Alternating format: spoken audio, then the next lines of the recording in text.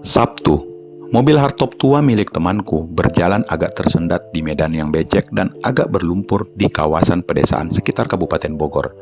Hampir 3 jam kami menempuh perjalanan dari Jakarta menuju ke tempat yang menurut Herman temanku ini adalah tempatnya mojang-mojang cantik sebagai teman akhir pekan. Gila lo Her, ini sih tempat jin Muan, ujarku kepada Herman yang memegang kemudi. Tenang aja Hen, bentar lagi juga nyampe. Pokoknya lo kalau udah kesini bakalan ketagihan. Ya, ujarnya meyakinkan sambil pandangannya tetap tertuju pada jalan becek di perkampungan yang telah menyerupai medan off-road. Aku sebetulnya ikut ke tempat ini pun karena ajakan temanku ini yang menurutnya sudah sekitar 6 bulan lebih malang melintang di tempat ini yang berdasarkan ceritanya konon di desa X yang akan kami tuju ini banyak terdapat perempuan yang bisa kita sayangi dan yang menariknya kita bisa bersamanya.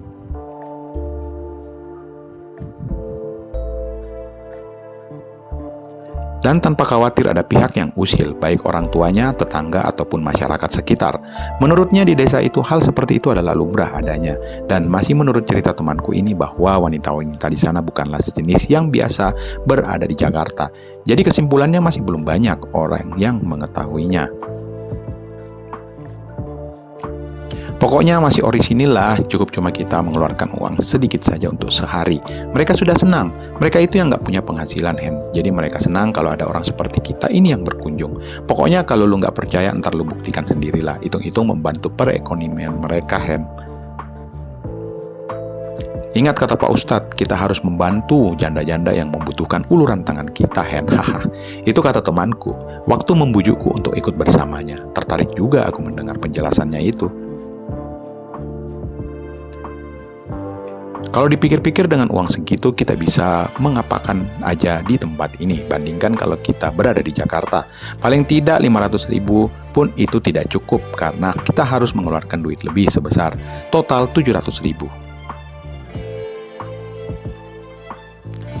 Dan yang pasti sudah tidak terorisinil lagi. Itu yang menjadi pertimbanganku. Dan sebagai seorang bujangan berusia 28 tahun yang berpenghasilan hanya tak lebih dari 5 juta sebulan, tentu aku harus pandai-pandai mempertimbangkan segala hal secara ekonomis, termasuk dana untuk memenuhi kebutuhan yang lain.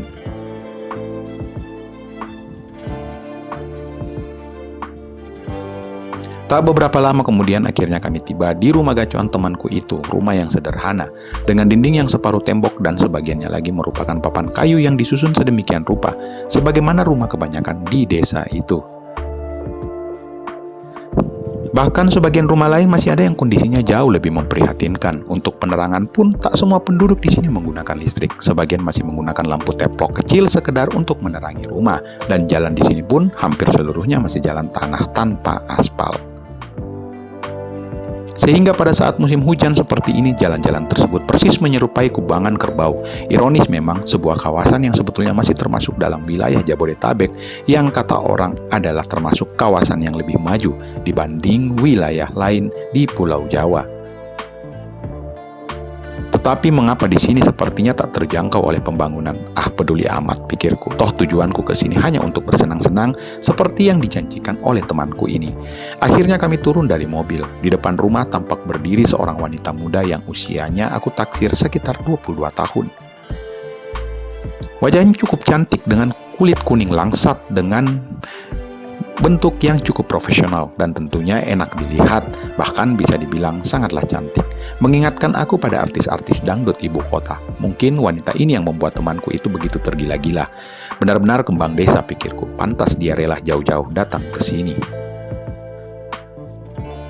Ayo masuk mas, mangga, ujar wanita itu mempersilahkan kami untuk masuk. Kenalkan Is, ini teman mas namanya Hendy, panggil saja mas Hendy, ujar Herman.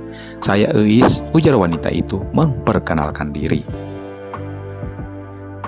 Setelah ngobrol-ngobrol sebentar ditemani segelas kopi yang disuguhkan oleh Eus, Herman mulai menyinggung soal maksud dan tujuanku ke sini. Begini Is, Mas Hendy ini pengen juga punya teman di sini.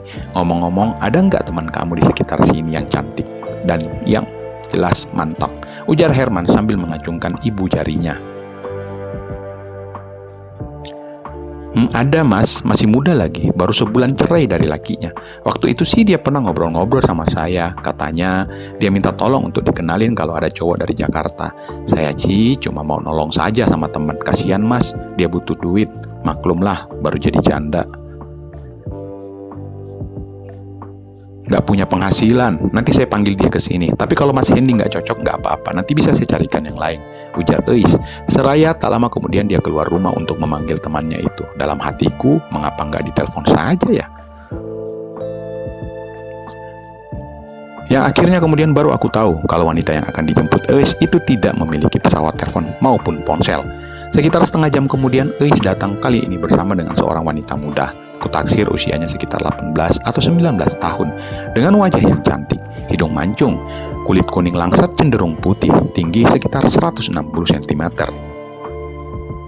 Tidak terlalu gemuk, juga tidak terlalu kurus, bodinya pun cukup menawan. Dia memakai celana ketat, sehingga memperlihatkan betisnya yang begitu bening. Ternyata ada juga wanita seperti ini di desa terpencil seperti ini juga.